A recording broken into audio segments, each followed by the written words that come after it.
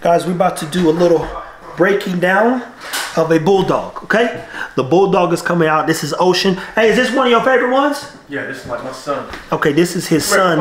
I think they call it the Niño in Spanish. Look at him. So, what are some things that you like about Ocean? Show his boss. Tell them what you're doing here. This is how you stack a dog. Okay. To get ready for a show.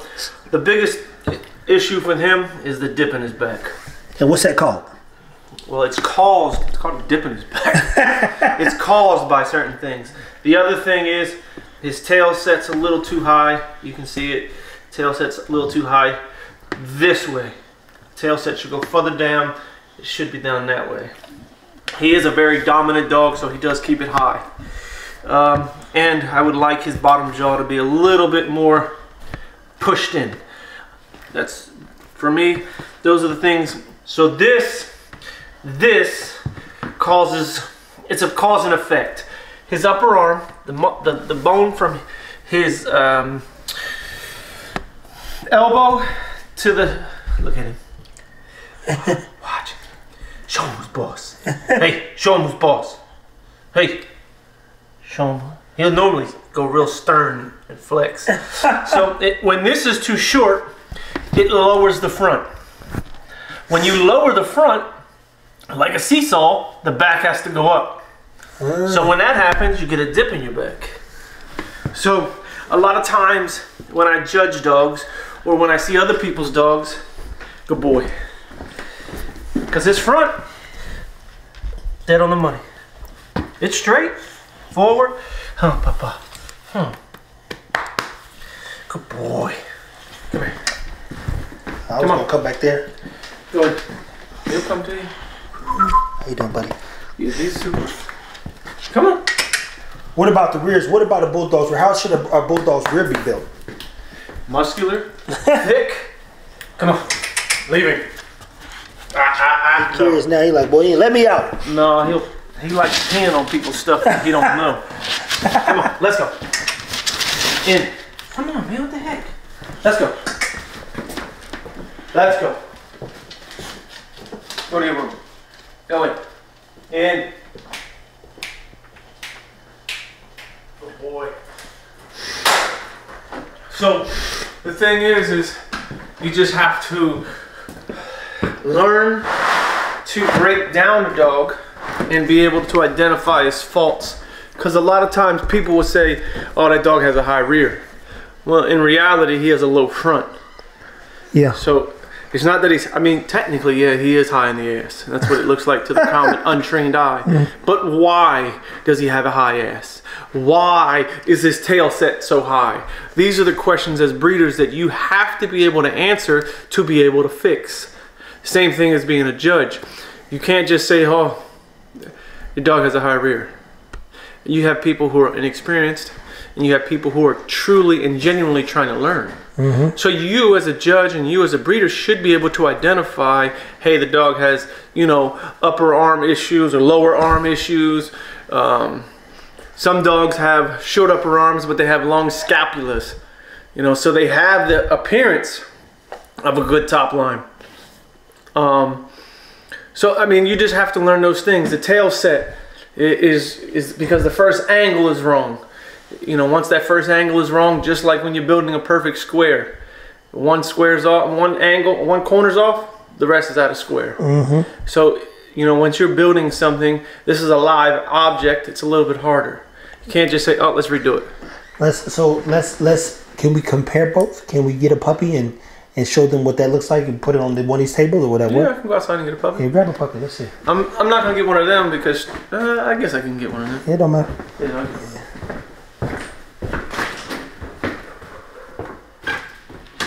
He's going to get a puppy right now, so we can take a look at, hey, what we looking for? How's this pup going to grow up? What are the things that you almost, I won't say guaranteeing, but that you're like, the expectation, if you would, when choosing the pup to become the next dog? Because hopefully, you know, everybody turns into a great dog. And you got to see, hey, well, how's this assembly, that assembly, the next assembly? Here he comes. I need something so it doesn't slide. Puppies slide. You use that mat right there, huh? Spit on the floor. Yeah. No, excuse my daughter's setup here. She swears she's a home decorator. I swear she is. Very bright future. It's just a shell.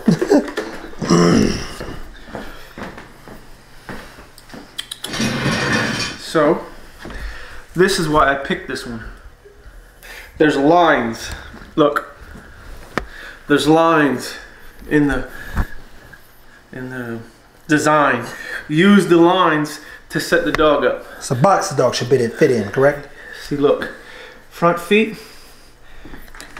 And then do the same thing with the back feet on a certain line. So that way you know that the dog is symmetrically lined up front and back.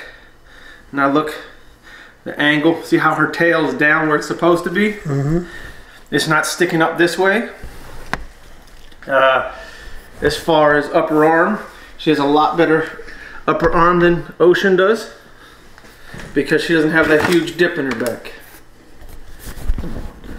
And now, mind you guys, this puppy's literally only 4, 5 weeks, 6 weeks old, so there's a huge difference the way that the shoulders are set up. Yeah, let me get you a piece of cheese. Get them motivated. Yeah. Food's a great motivation, people. Especially, food that they're not used to. Oh yeah. Not kibble or wet food. I start peanut butter, yogurt in bowls. Had him working around a bowl. At this age. Yeah. Cheese has also got some fat in it that's good for the dog's coat.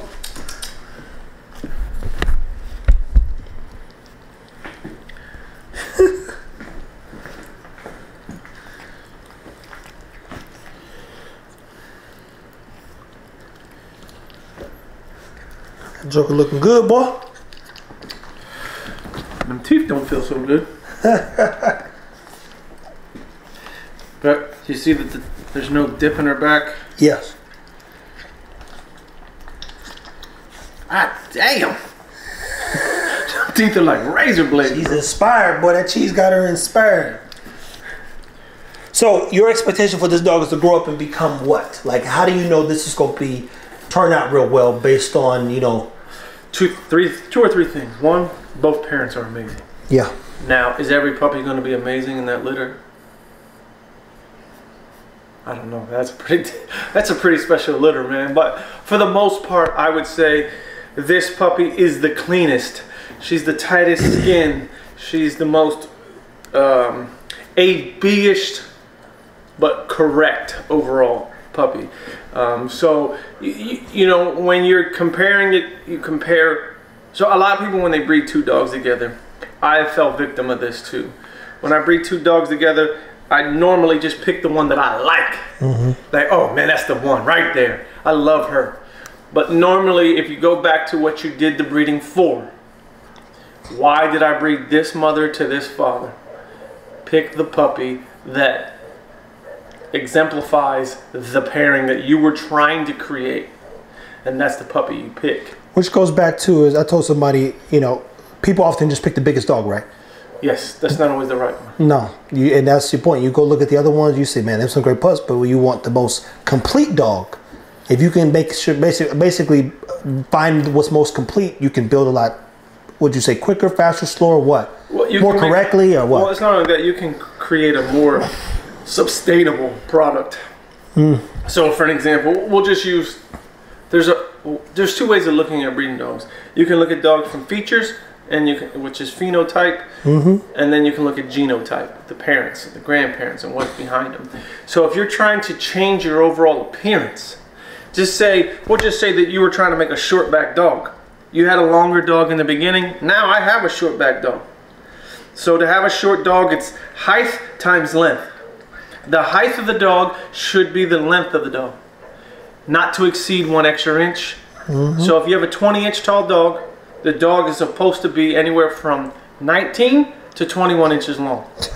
People, that I asked, Ruben this one time, and it's funny that you know this, because there's only been a few breeders, and mind you, people, I'm not a breeder-friendly person, to be clear. What I mean is, there's two people that I deal with, and that's Chris and Ruben, and I told all the rest of the breeders I won't talk to none of you, to be clear. I like a video Ed did one time. Ed was in Dax's order. He was in the video. He said, "This is so and so. We're breeding." He said, "Don't contact me. The pup's not for sale." And he kept going down the line because he won't be bothered either. And that was years ago. But when you think about that, I said, "Hey, what are some numbers? Is there a certain link to the back?" And he said, "Oh, absolutely." Yeah. Because people are just breeding dogs, but not really trying to improve, let alone stick to a standard. So once you exceed 1 inch longer than the dog is tall, you have a long dog. And the same thing on the other direction. Yeah. Say you have a 20-inch tall dog and the dog is 19 inches.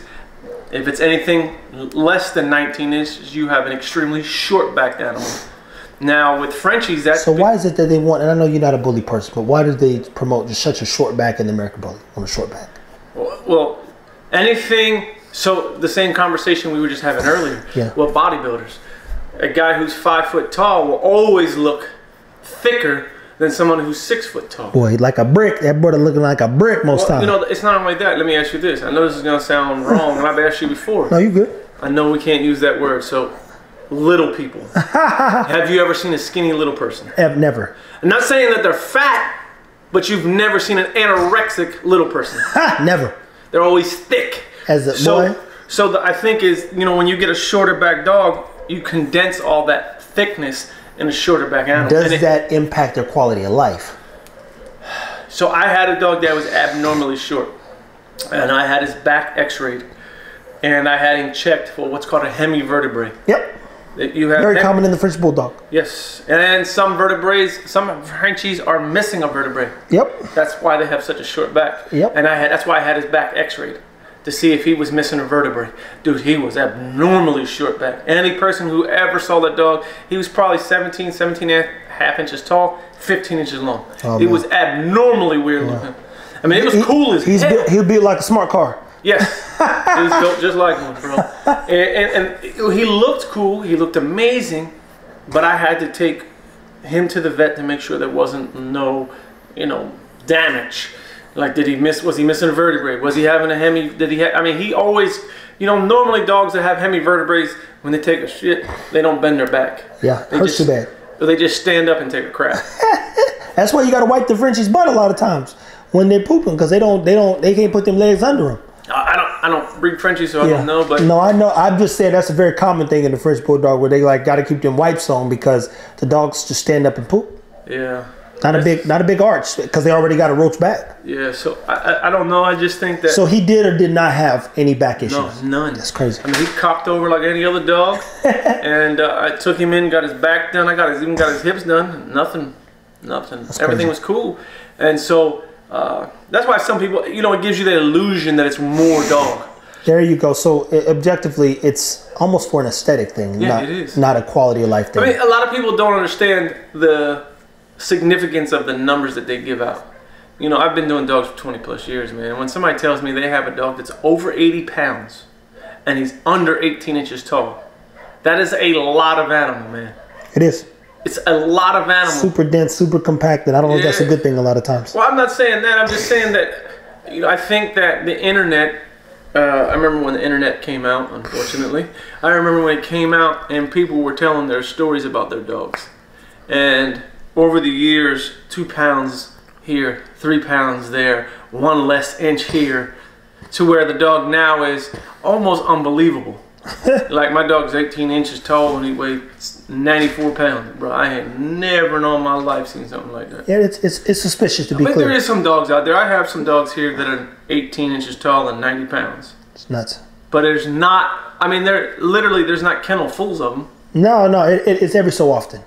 Yeah, and they're very special animals. But now that specialty is like kind of wearing off because so many people tell their stories that aren't true. You know what I mean? Yeah. So from Ocean to this dog, and mind you, Ocean's not the father of this dog, to be clear, people. But this puppy is a breeding he hoped for, prayed for. It worked out. The dogs have come out magical. Your expectation is she's going to grow up and be one of the most complete dogs or more complete dogs? She's going to be more complete than Ocean. Okay. She ain't going to be a finished product.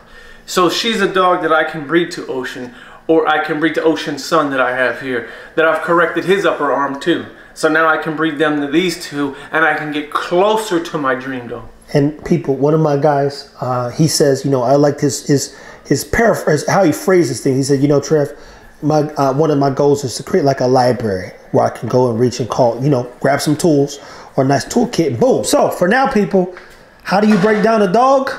That's one of the ways we're looking at a pup. Is there anything else they should know when analyzing a dog, be it a show dog or a breeding dog?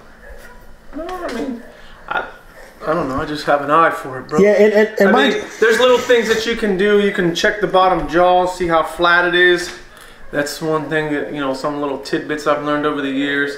I don't know, man. I've just, you know, it depends on what you're looking for, what you need to correct your dogs. Man, there's got to be somebody else. All right, people. Stay tuned. Take care of your dogs. As always, like, subscribe, and share.